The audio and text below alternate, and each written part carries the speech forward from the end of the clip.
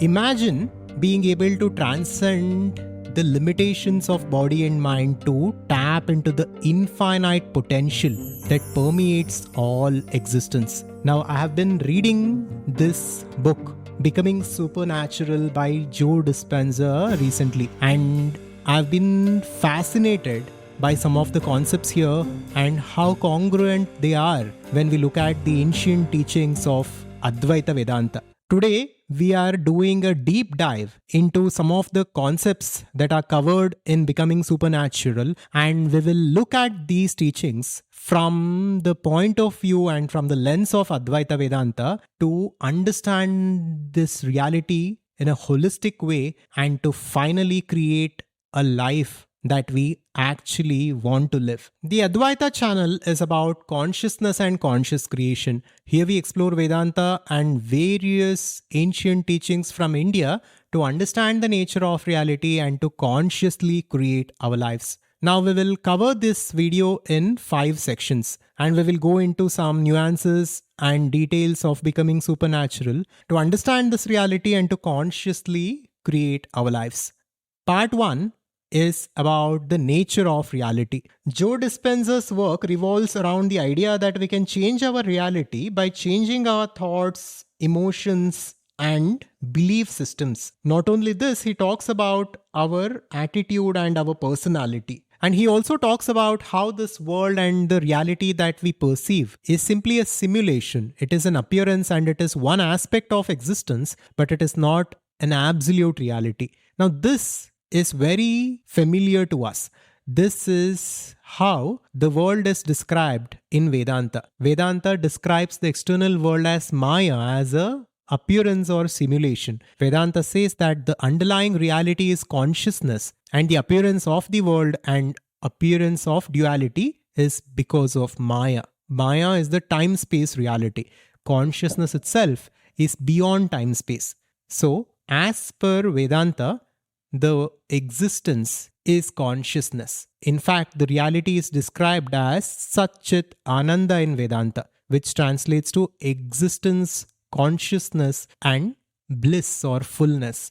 So, this is how existence is. And time-space reality is simply a tiny aspect of this infinite potential. It is simply an appearance within this consciousness. And what the author is talking about in this book is very congruent with this. Not only this, in many places within the Upanishads, it talks about how our personality, our thoughts, our beliefs create our reality. With this, let's come to part 2, which is the power of the mind. Dispenza's work heavily emphasizes the power of the mind to influence our physical reality. He talks about how our thoughts, emotions, beliefs create our experiences and how we can use this knowledge to transform our lives. He also emphasizes the importance of attention and our focus. And the book talks about how our attention to things determine our experience in this world and determine what we create in this world. With regard to this, when we look at the ancient teachings of Vedanta,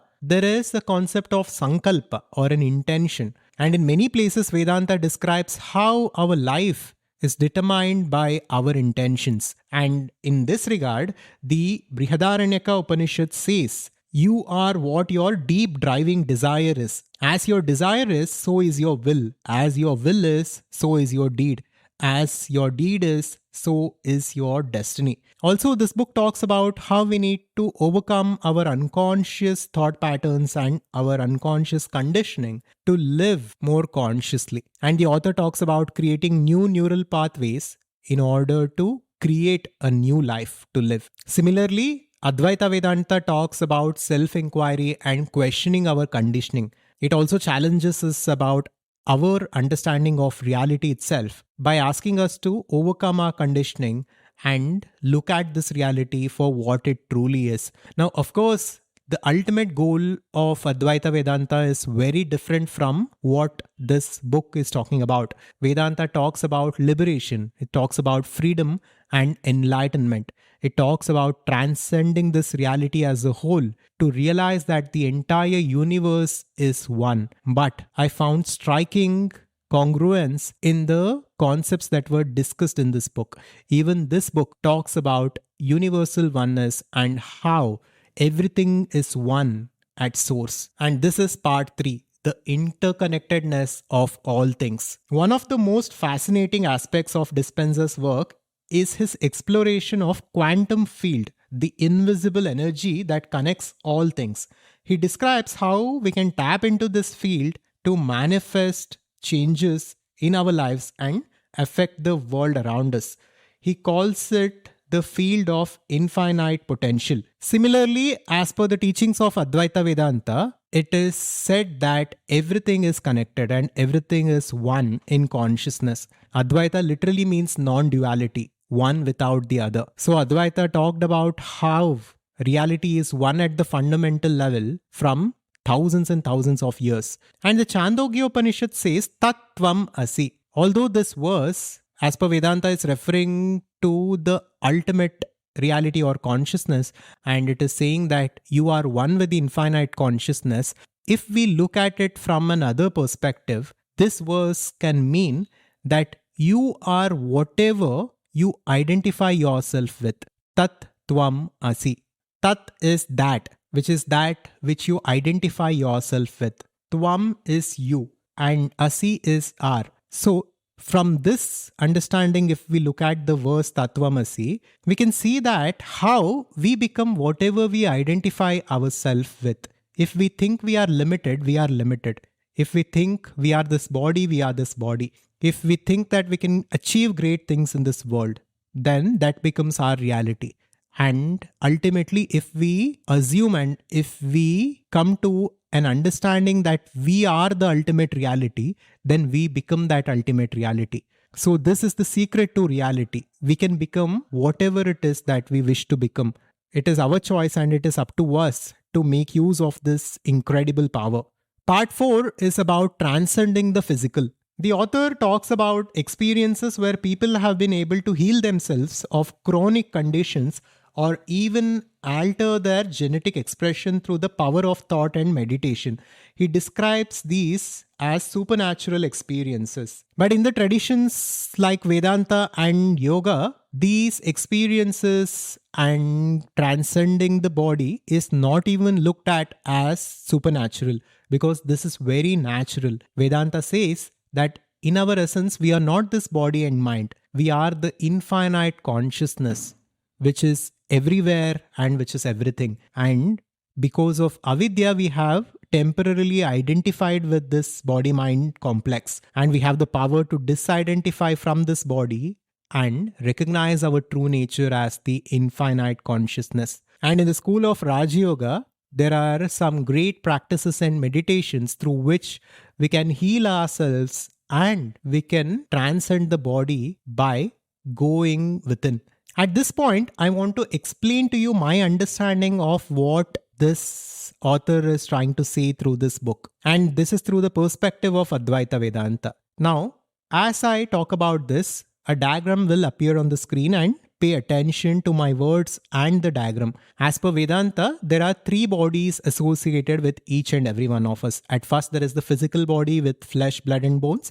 And then there is the subtle body, which is nothing but the mind, feelings, emotions, belief systems, etc. are a part of this. And then there is the causal body. Causal body is not local in time-space. It is infinite and there is infinite potentialities associated with it. And this is where all our karmic memory lie. And beyond this is the infinite consciousness that we are, that everything is, even here and now. So this is the framework of Vedanta and this framework is called Shariratraya Viveka. Now what has happened is that the infinite consciousness that we are is right now identified with the physical body and mind through the memory and ignorance in the causal body. So we think right now that we are this physical body and this mind. Because of our assumption and because of our identification, we experience the limitations of the physical body and the mind. Once we disidentify ourselves through meditation and go to the level of the mind, we get more control over reality because mind is more subtle than body, which is matter. And then if we transcend the mind and go to the causal level, and if we become conscious at the causal level, we hold incredible power over reality. We hold tremendous power to heal ourselves or to create the life that we actually want to live. So this is how we need to look at reality. The subtler we go, the more powerful we become. The more conscious we are, the more powerful we become. Now the author speaks about how our thought creates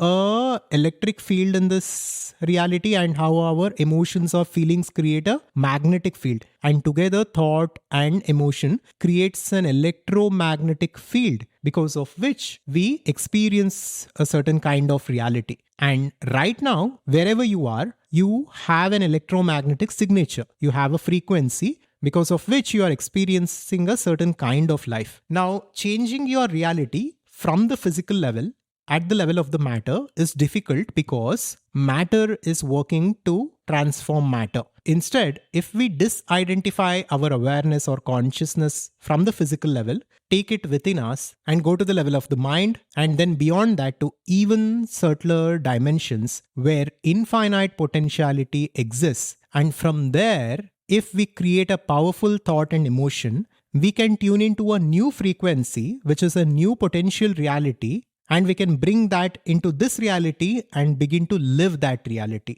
So, this is the idea that is described in this book. With this, let us come to part 5, which is about the path to transformation. So, how do we put this all to practice? Dr. Joe Dispenza talks about the importance of meditation, of positive thinking, of regulating our emotions and belief systems. And not only this, he talks about overcoming our conditioning.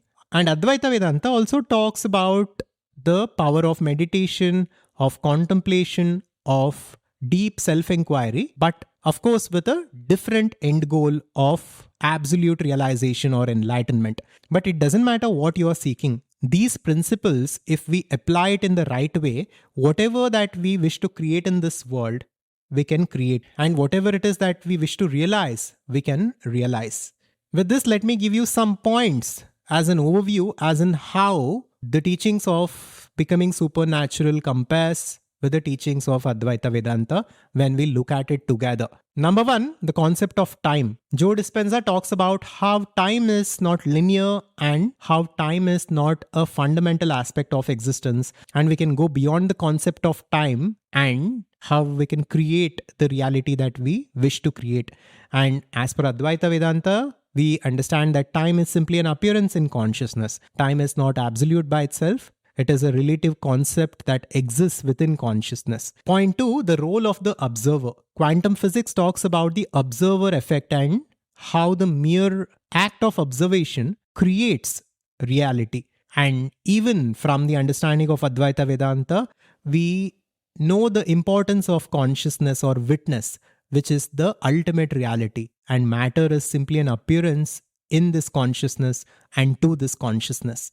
And finally, point 3, the nature of self. Advaita describes the nature of self as that infinite consciousness in essence. And in many places, even this book describes our nature as that infinite potential. And even though this book does not go into that depth when it comes to explaining us the nature of reality like the Upanishads, this book does a great job in what it is trying to achieve.